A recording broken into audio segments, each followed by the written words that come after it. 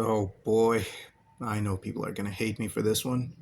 Hello, my name is Gibson Chamar from Hikati Media, and this is another installment of The Importance of Continuity. We just took a slight detour from talking about TV shows because we thought it would be cool to bring this topic up before Star Wars Day. To tell the truth, we were planning on putting up the Jujutsu Kaisen Season 2 talk this week, but seeing as it's almost Star Wars month and debating continuity, although fun, isn't really what we would like to do for our Star Wars celebration video. We thought it'd be best to bring it up now than something a little less divisive for Star Wars Day. This year, it'll be a different kind of video. For the past few years, we posted tribute videos, but this year, we'll come with something different.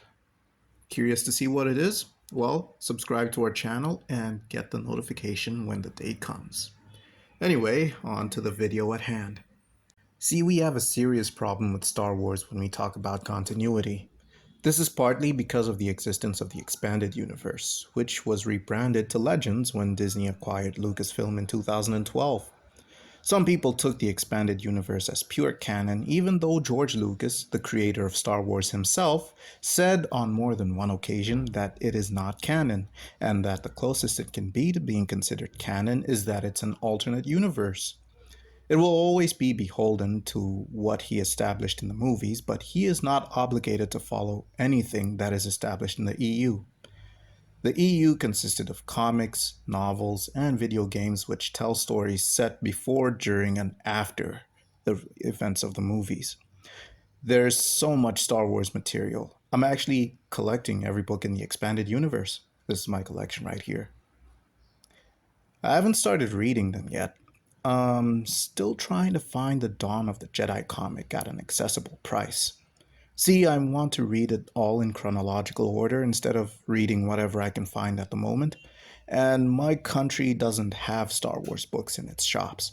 I have to ship them from other countries, and that is not a cheap thing for someone earning minimum wage in a third world country going through an economic crisis to do. They barely sell fiction books unless they talk about the war for independence or a fictionalized version of the colonial era. Sometimes you get the occasional biography of a historical figure or someone who triumphed over adversity. That's all we have in my country. It's sad, I know. Anyway, the expanded universe, having told stories set before, during, and after the movies, told the story of what Luke Skywalker did after Return of the Jedi. He had a lot of work to do, to be honest. He had to rebuild the Jedi Order that his father helped destroy and had to help rebuild the Republic that his father also helped destroy. At least for the latter, he had a lot of help. Whereas for the Jedi Order, although he did end up meeting some people who had an idea of how to run things, he, as Grandmaster, was meant to do the bulk of the work. He had to recruit trainees, he had to take out many rogue force users in the galaxy, he had to look for ancient Jedi knowledge and acquire as much of it so he could implement it in a new philosophy. You know, like what Ahsoka is doing now. Wait, I mean Rey. What Rey is going to be doing. Luke in the old expanded universe did a lot of things for the galaxy and went through a lot of trouble when establishing the new order and helping restore the Republic. We can say that about Luke in canon as well, but it went a little differently from what the expanded universe version did. Was it a good change?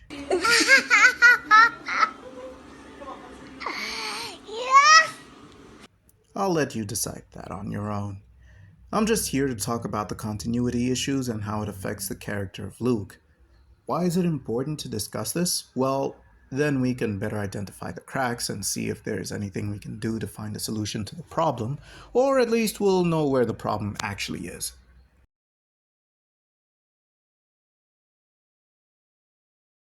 So, what do I mean by continuity? You could easily look up the word in the dictionary or the internet, so I will bring it into context here. Continuity in this case is the maintenance of personality traits and creating a consistent pattern that either leads to understandable and relatable change or just stays the same without pivoting in weird directions. It is also taking into account the experiences that the character has and how it shapes their views, and this is based on their personality.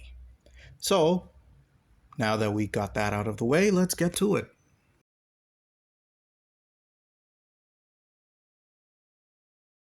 As every Star Wars fan knows, Luke was Darth Vader's son. Well, Anakin Skywalker. You get the point. Anakin was the chosen one of Jedi prophecy. He was conceived by midichlorians. He had severe psychological problems that mostly developed when he joined the Jedi. And my professional diagnosis as a graduate in psychology, yes, I majored in psychology in university, is that Anakin had borderline personality disorder. What's the focus here is his problem with attachment. Anakin had a serious problem with attachment. It was so severe that he wanted to control life and death just to keep his wife alive, and it's what led him to the dark side. He couldn't go to the Jedi Council because he was secretly married. Jedi weren't allowed to get married.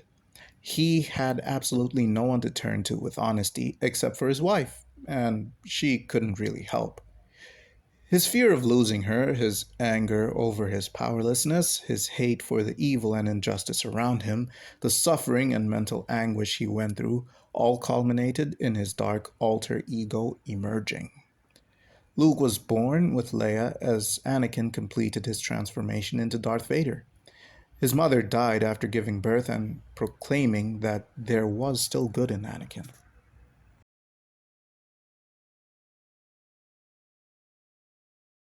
Luke's story in the original trilogy is the typical hero's journey, the call to adventure, the loss, and the lesson.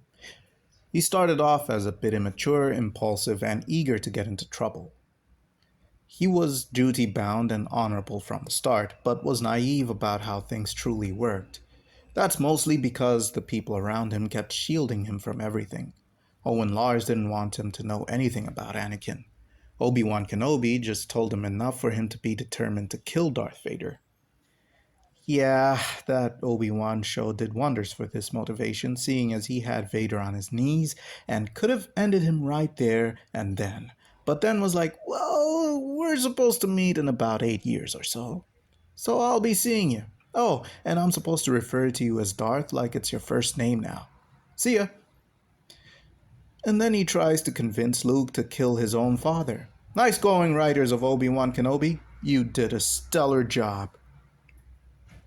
Luke went from being a wide eyed, naive adventure seeker in the first movie to a calm, collected, mature, powerful Jedi in the third movie. However, he still had lessons to learn. In his final duel, he lost his cool and gave in to the impulse, enabled by rage, and beat Vader into submission using his rage and aggression. He then resisted the call to the dark side and surrendered his weapon, showing that his love for his father was greater than his hate for the Emperor and Vader. Anakin managed to break free from his mental prison and retake his body in order to save his son, showing us that love is what can save the world. Luke's emotional attachment to Anakin is what saved him, and Anakin's emotional attachment to Luke is what helped him fulfill his destiny. After Anakin's death, Luke would have to rebuild and lead the new Jedi Order he was tasked with creating.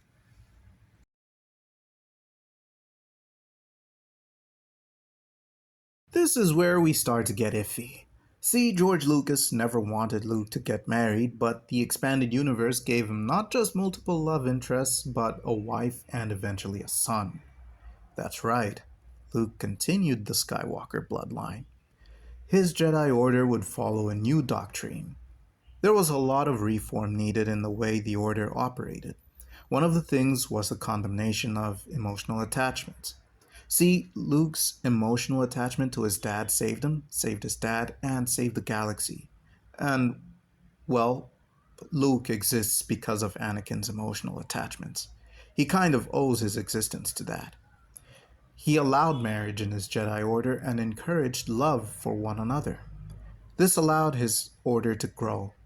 Due to allowing emotional attachments, there was no age limit as to when one could be inducted into the order. It could happen at any point in one's life.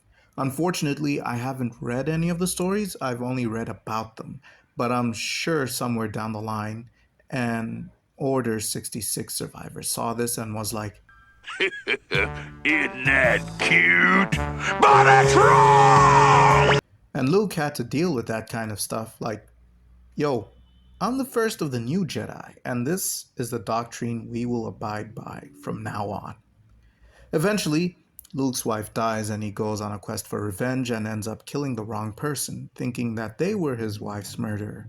I don't know exactly who it is that he killed. I know who killed his wife. It was Jason Solo, Han and Leia's son. He joined the dark side and became a Sith known as Darth Sadis or Darth Kaitis. I don't really know. I don't know if Luke learned this in time to regret his unjustified revenge killing of the other person. Like I said, I haven't read those stories, I've only read about them. So that's the expanded universe, Luke.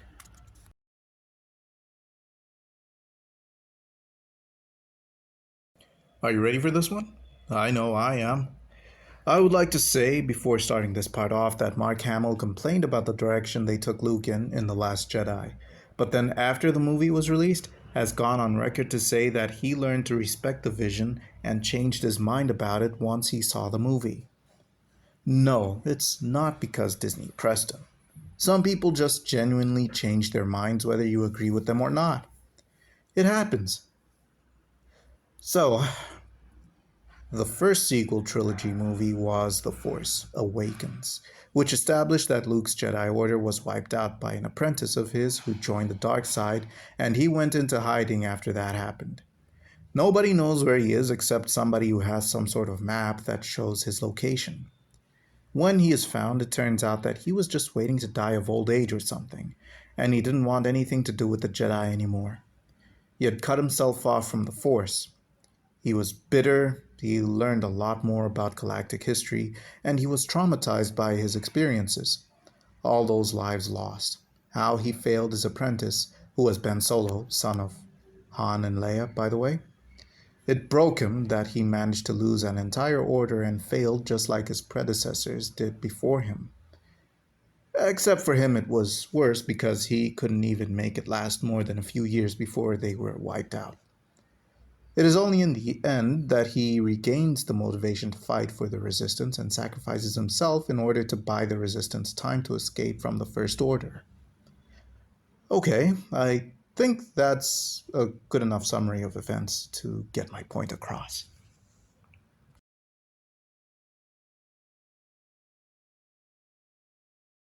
The problem now comes when we talk about the progression of the character from when we last see him in Return of the Jedi and how we see him in The Last Jedi. Sure, everyone looks at him as the last hope the galaxy has, and everyone wants him to come back. It's pretty much the story of The Force Awakens. Bad guys don't want him to come back because that would be a big problem for everyone. The good guys want him to come back because he can use his magic powers to save the day. He is a different person from what the expanded universe had him be, and from what the fans hope to see. In this version of events, he doesn't have a wife. He doesn't have a son. He's just a broken man who has lost everything and given up on himself. We see him in The Mandalorian Season 2 finale, and he kicks butt there. In that show, he seems more consistent with what we saw in the original trilogy than in the sequel trilogy. I don't know why fans make a big deal out of that if the point of the sequel trilogy was that he at some point was like this and then gave up. We also see him in the Book of Boba Fett and he is training Grogu. This is where the problem comes in. Remember everything about how his emotional attachment to his father is what saved him? Remember how it was his father's emotional attachment to him that helped him save himself and destroy the Emperor? Well, the sequel trilogy never showed us what the Jedi Order was like when Luke was running things, so Book of Boba Fett had a clean slate to show us what he was establishing. What did they do? He's basically running the Jedi Order the exact same way the previous guys did. He learned nothing from all of his experiences. This is the main problem with Disney Luke. This right here is what makes his Last Jedi arc be nonsense in a bad way. Listen, I know I'm not a writer, or at least an accredited writer, but wouldn't it make more sense if Luke tried things differently and still failed the same way, and then he goes like, It's time for the Jedi to end. yes, I know that the Jedi Order is supposed to fail in the end, but to just make it flawed even down to the most basic level is just lazy. That development is inconsistent with what Luke is. That rule they established in the episode of Boba Fett is a disgrace to the character of Luke. He basically didn't learn anything at all. He just learned what the Jedi used to do and is repeating it. Everything. Every single thing. Even the things that created Darth Vader. There are a lot of things in The Last Jedi that I commend, but not revealing how Luke ran his order is not one of them. I get that it's something he wouldn't want to talk about since it ended so horribly, but it's necessary for the audience. What was it like? How many students were there? What was the death toll? How did all the Jedi end up being destroyed? That one decision in the Book of Boba Fett made all of these things come back to haunt The Last Jedi. It's retroactive destruction. Luke is no longer consistent with himself at all, at least not in a very good way. Skywalkers were always free thinkers in the expanded universe, which, even though were not canon, was something admirable which should have been adapted for the sequel trilogy. Book of Boba Fett Luke is not a good establishment for the character, and now his fall from grace has been ridiculed and cheapened. This Mandoverse, as they call it, could have saved Luke's reputation in the eyes of the loud fans of the internet. In case you haven't noticed it, I actually liked The Last Jedi and will defend it against anyone. In The Last Jedi, we even get to see that impulsiveness within Luke that's consistent with his character from the original trilogy. When he sensed darkness within Ben and did everything he could to stop it from developing further, to no avail, he went to his room while he was asleep and looked deep within him. He saw what Ben would end up doing and impulsively activated his lightsaber. He gained control of himself, but Ben saw the lightsaber and was like, "This ain't it, Chief. Now it's personal." It was too late for Luke. Consistent? Yes. It was a self-fulfilling prophecy, too. Just like Anakin joining the dark side to stop Padme from dying, but then being the one who kills her because he joined the dark side. It's like poetry. It rhymes. See, that is consistency. That is maintenance of continuity. What the Book of Boba Fett episode did was just mess the character up very badly. It was nice to see him again, but it messed up big time. Not to mention how they bring up Ben being his first student for some reason. I don't know why he would wait so long to recruit a first student. I thought that by the time he recruits Ben, he'd already have a lot of students, and Ben was just one of them and the most special. Now, they had Grogu be his first student. And Grogu abandons him because this whole new Jedi thing is not going to work. Amazing! The Book of Boba Fett showed that he was a failure right from the start. Again, I know that the Order is supposed to be destroyed, but come on, man. That is not consistent. Continuity in this video will talk about more than just the characterization of Luke. It will also go into the significance of his existence. What do I mean by that? Take a look at the title of Episode 4, A New Hope. After we see the Empire form and the Chosen One turning to the dark side and destroying the Jedi Order, leaving the Sith to rule the galaxy, everything seems lost. But then the son of this Chosen One comes up and joins the fight against the Empire. The title shows that things were dire for everyone, and Luke shows up to change the whole thing to give the rebels an actual fighting chance, now with renewed hope. But then we have shows like Star Wars Rebels and The Bad Batch, as well as Tales of the Jedi and Empire, where we see the rebels were kicking butt in every corner of the galaxy. When it was just the 6 movies, we got the impression that the Empire was running things smoothly and any fight the rebels tried to start would end with their defeat. I mean, the opening crawl straight up says the first defeat of the Empire. But we see that the rebels kicked the Empire out of Lothal, and they won pretty much every battle they were in against the Empire. Andor goes on to show us that the rebels lose on purpose just to give the Empire the false sense of security so that they don't properly realize how powerful they are. The Bad Batch shows them beating the Empire at every turn. The Empire failed to get Omega and she ends up joining the rebellion. Basically, Luke showing up just adds to the rebel roster. He's not a new hope because he can restore hope to the galaxy. He's a new hope because he's adding to the list of other hopes that the galaxy already has. Shows based on the Imperial era could have gone to show us that the Empire was a force to be reckoned with, and Luke blowing up the Death Star was that spark that the people needed. Showing how the good guys lose and die in every Imperial era show would just show how desperate the rebels were.